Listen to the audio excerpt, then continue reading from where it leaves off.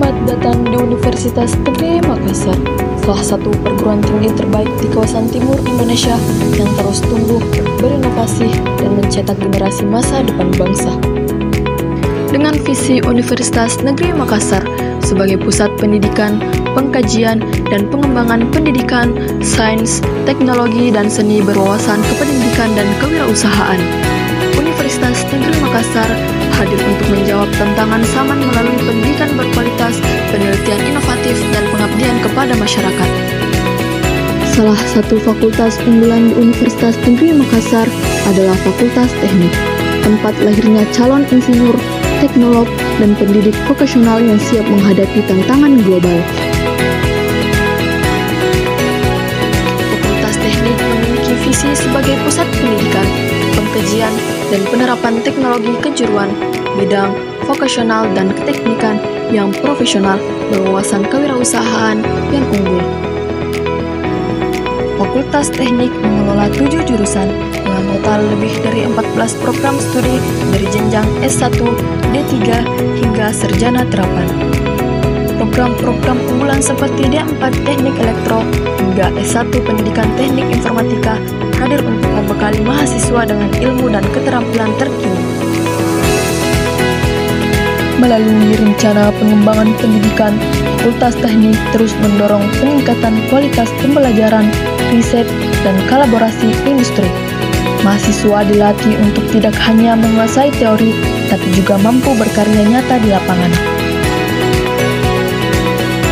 Disinilah tempatnya tempat ide bertemu aksi, tempat belajar jadi karya, dan tempat impian jadi nyata.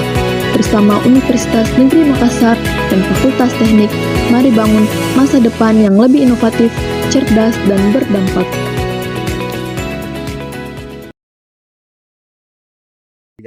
Assalamualaikum warahmatullahi wabarakatuh.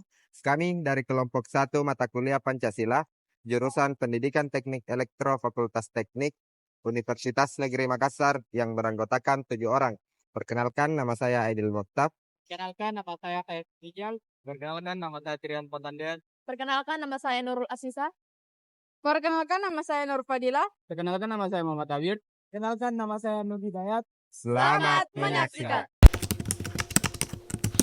Saudara, 2 anak balita tertabrak mobil saat sedang bermain di depan gang di perumahan Pondok Asri. Pelajar sekolah dasar Tawuran menggunakan beragam senjata tajam di sebuah lahan kosong. 2 kelompok pelajar SD yang tawuran adalah para pelajar kelas 5 dan 6 dari 2 sekolah yang ada di Kecamatan Cicuru, Kabupaten Sukabumi, Jawa Barat. Kecelakaan lalu lintas yang melibatkan anak kecil mengendarai sepeda listrik dan sepeda motor kerap terjadi.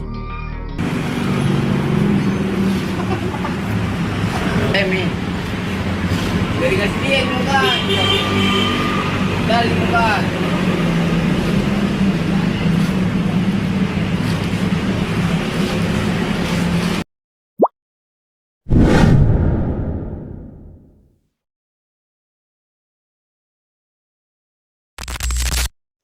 Di Kampung Harmoni, warga berencana membangun taman bermain. Namun, muncul perdebatan. Lokasi yang ditawarkan hanya dekat rumah warga kaya, sementara warga lain merasa tak dilibatkan. Konflik muncul, hingga akhirnya mereka menyadari pentingnya nilai ketuhanan, persatuan, dan keadilan sosial. Mereka belajar untuk saling menghargai, mengutamakan kepentingan bersama, dan bertindak adil. Setiap buka berita tuh yang muncul anak-anak ketangkap gara-gara kita lem. Iya, bukan di sini, tapi di kota-kota besar. Bahkan di kampung pinggiran juga banyak kasusnya. Karena anak kecil jadi korban, karena apa? Karena tidak punya juga tempat bermain yang benar. Jadi begitu lari ke hal-hal yang buruk yang bisa merusak. Nah, itu kejadian seperti ini memang belum terjadi di sekitaran kita, tapi bukan berarti kejadian seperti ini tidak akan terjadi. Bisa saja ke depannya terjadi hal-hal seperti itu.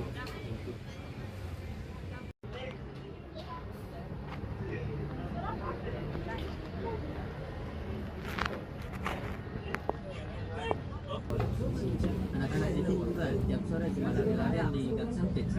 Dan orang tua pun begitu. Kalau mau kumpul tidak ada tempat ngobrol-ngobrol. Ya paling nongkrong di warung. Padahal kita butuh tempat yang bisa dijadikan tempat kumpul semuanya, anak-anak bisa kumpul, orang tua bisa kumpul, remaja bisa punya kegiatan positif juga. Nah, makanya sebelum terjadi hal-hal yang seperti di Barita, kita harus membuat solusi, yaitu kita usulkan membuat taman warga. Tapi bukan taman asal jadi, benar-benar bisa dimanfaatkan. Besok pagi kalian temui Pak RT, sekalian ajukan langsung. Semoga warga juga sadar, ini bukan soal taman saja, tapi soal mencegah hal-hal buruk sebelum terjadi.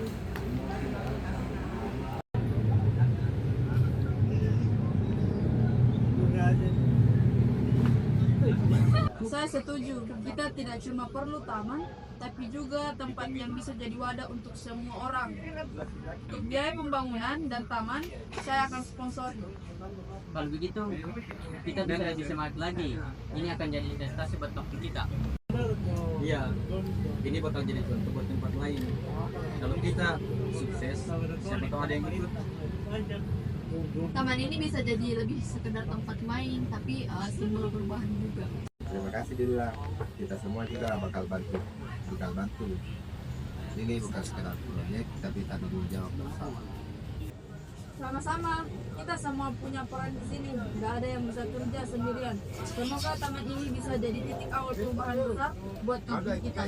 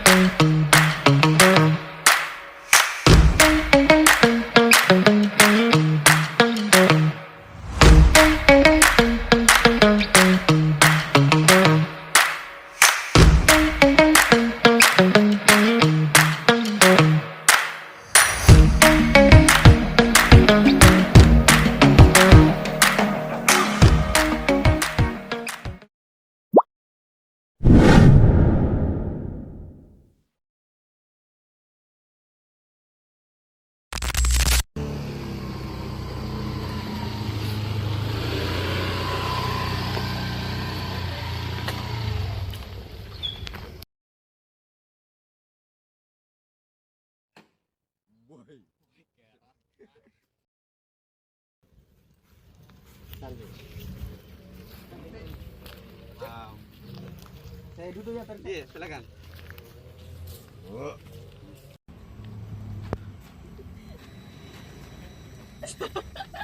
Ya baru pergi nih seminggu.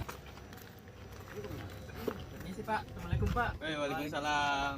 Pak, boleh bicara sebentar? Itu saja bisa. Silakan dulu deh. Oh iya.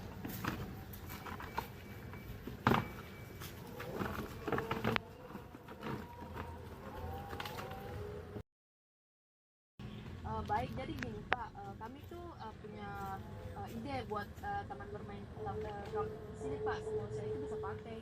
Betul Pak, ada pojok baca, tempat duduk untuk lansia juga Pak. Wah, luar biasa. Suatu bentuk kepedulian, niat baik itu pasti Allah mudahkan. Baik, kita undang warga nanti malam dan kita bahas bersama. Boleh juga Pak.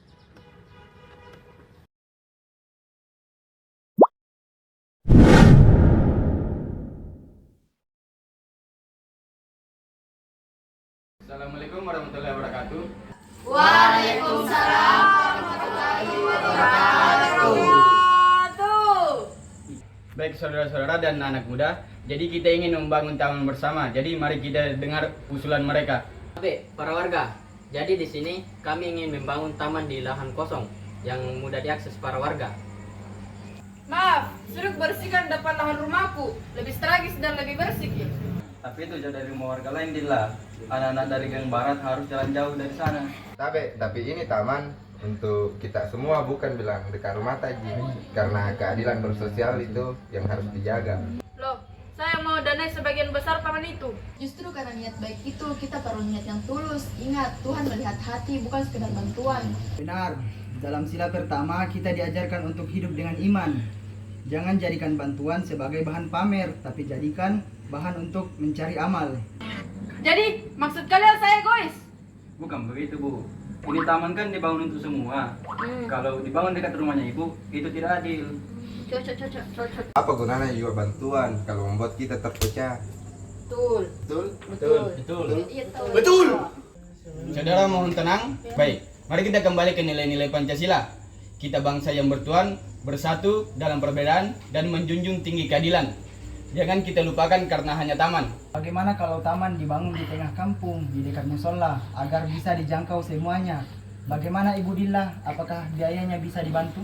Bisa juga dibuatkan tempat refleksi sama pojok doa supaya tetap memiliki nilai spiritual. Dan untuk keadilan, semua warga bisa ikut gotong royong, bukan hanya Budilla yang membiayainya. Baiklah, saya minta maaf. Saya sadar persatuan itu lebih penting daripada gengsi. Itulah nilai Pancasila yang sesungguhnya, bersatu adil dan berlandaskan iman. Betul. Enak Tidi. Taman ini bukan cuma bisa jadi tempat bermain, tapi sebagai simbol persatuan kita. Tanda bahwa kita semua, tanpa melihat kaya atau miskin, berhak merasakan keadilan. Dan sebagai bangsa yang bertuhan, kita harus membangun semua dengan niat yang tulus dan hati yang bersih. Baik, mari kita jadikan Kampung Harmoni sebagai Kampung Pancasila.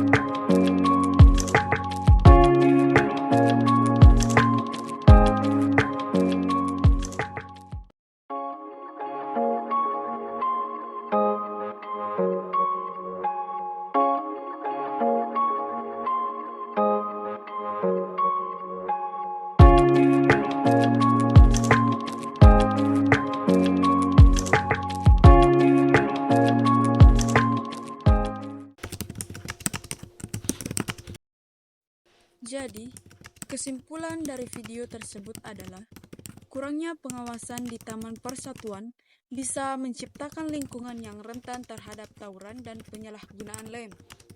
Anak muda yang terlibat dalam aktivitas negatif ini lebih berisiko mengalami kecelakaan. Oleh karena itu, solusi ini bisa mencakup peningkatan pengawasan di ruang publik, program pencegahan penyalahgunaan narkoba dan kekerasan, serta edukasi dan peningkatan kesadaran akan keselamatan.